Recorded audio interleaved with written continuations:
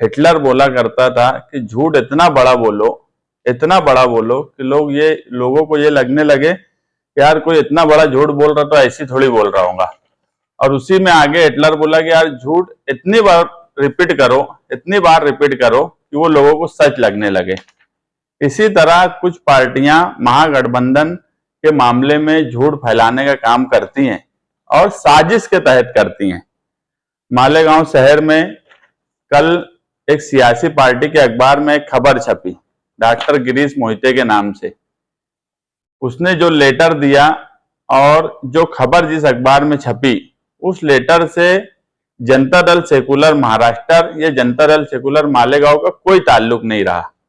हमने जब ऊपर हमारे लीडरान से बातचीत की, नाथा भाऊ शिवाड़े और प्रताप उगाड़े साहब से, तो उन्होंने क्लियर बोला कि हमारा इस मामले में कोई ताल्लुक नहीं है। तो हमने कहा कि यार फिर महाराष्ट्र जनता दल का लेटर पैड इस्तेमाल हो रहा है, ऐसे वक्त में हमारे शहर के किसी मामले में कोई बात की जाएंगी और हमसे अगर कोई बात भी ना उस मामले में की जाए तो ये मुनासिब बात नहीं है।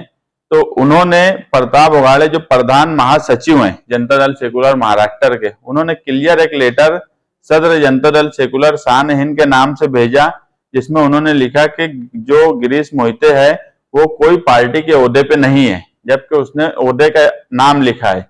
वो किसी ओहदे पे नहीं है, उसको कोई लेटर पैड इस्तेमाल करने का अधिकार नहीं है, वो मामूली एक सदस्य है और उसने जो भी ये हरकत की है हम उसकी चौकसी करेंगे और अगर वो गलत पाया गया तो उसको पार्टी से खारिज कर देंगे।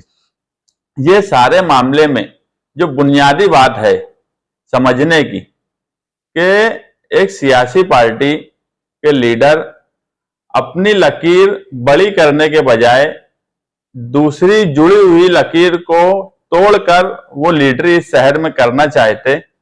खुद के बलबूते पे उनको भरोसा नहीं है कि वो शहर में कोई इलेक्शन या कोई कामकाज कर सकते हैं, इसीलिए जानबूझ के ऐसी हरकत हर वक्त की जा रही है जिससे महागठबंधन टूटे।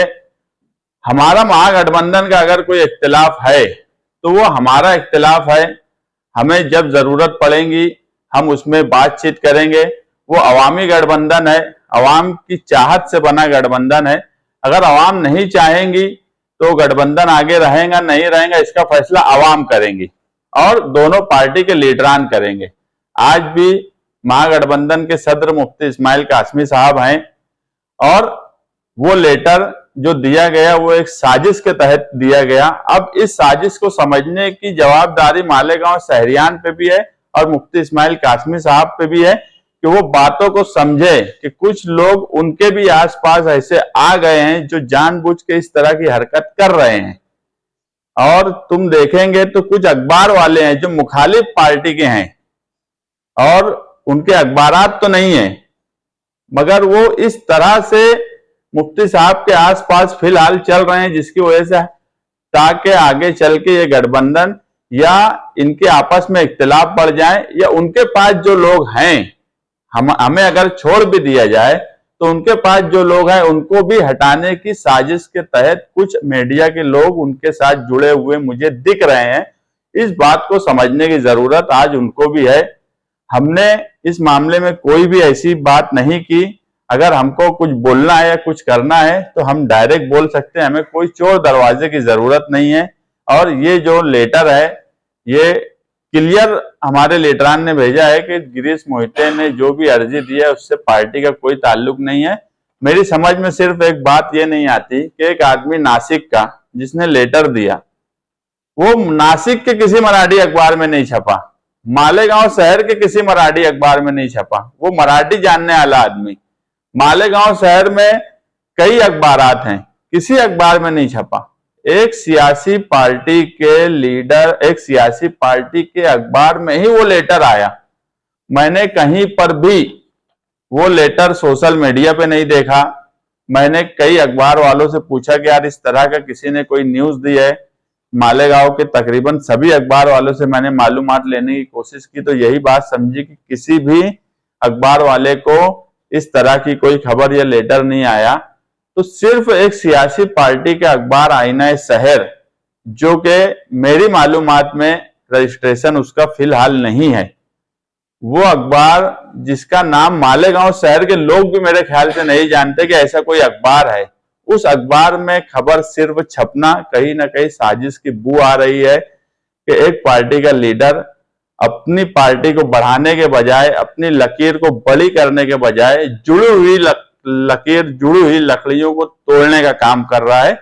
और ये बात सियासी तौर पे, समाजी तौर पे बराबर नहीं है, मुनासिब नहीं है। हर सियासी पार्टी को ये हक है कि वो अपनी पार्टी बढ़ाए, अपने काम काज को बढ़ाए, लोगों की अगर खिदमत कर रहा है वो बढ़ाए, मगर दूसरों को छोटा करे और साजिश के तहत छोटा करे या उनके अंदर इख्तिलाफ पैदा करने की कोशिश करे, ये सियासत में अच्छी बात नहीं मानी जाती और इसे कभी भी सियासत में अच्छा नहीं समझा जाएगा। नाता भाव सिवाड़े ने जब कोई बात की तो कुछ इस्तीफा वगैरह देने की बात कर दी थी, अगर ऐसा रहा तो पार्टी में नहीं रहेंगे या ये बहुत।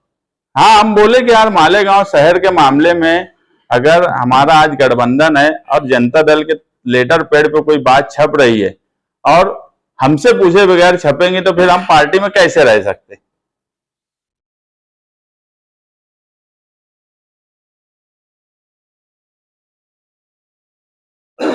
मामले में नहीं, ना उन्होंने मुझसे कोई बात की, ना हमने उनसे कोई बातचीत की, मगर अगर कोई जरूरत पड़ेगी तो हम बात करेंगे, क्योंकि ये एक साजिश के तहत किया गया काम है।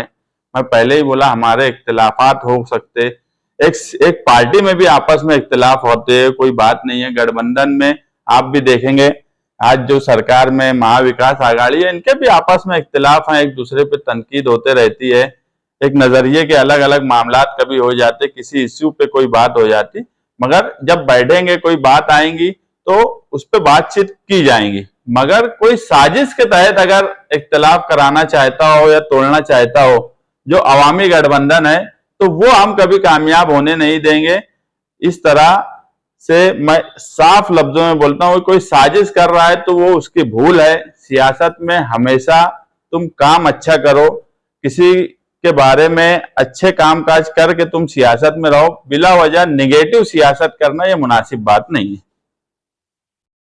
ऐसा मान लेते गए गिरीश बोलते को इस्तेमाल किया गया, तो जो इल्जामात लगाए गए आमदार साहब पे या गठबंधन के जो सदर है उस पर कुछ बोलेंगे क्या, जो इल्जामात लगे? नहीं, देखो, अवामी तौर पे जब कोई बात आएंगी सियासत में तो उस पर कोई बात बोली जाएंगी। एक आदमी नासिक में रह रहा, उसको आधे घर की खबर नहीं, उसकी बात पे क्या कोई जवाब देगा। कोई मालेगांव से अवामी तौर पे कोई बात आए तो उसके ताल्लुक से कोई बात बोलना मुनासिब है, हम शहर में रहते। अब ये ऐसा है कि यार कोई नासिक से, औरंगाबाद से, पूना से कोई बोलेगा मालेगांव के लीडर के बारे में और उस पर कोई तनकीद करेगा और उस पर कोई बात हो, तो ये तो मुझे भी मुनासिब बात नहीं लगती।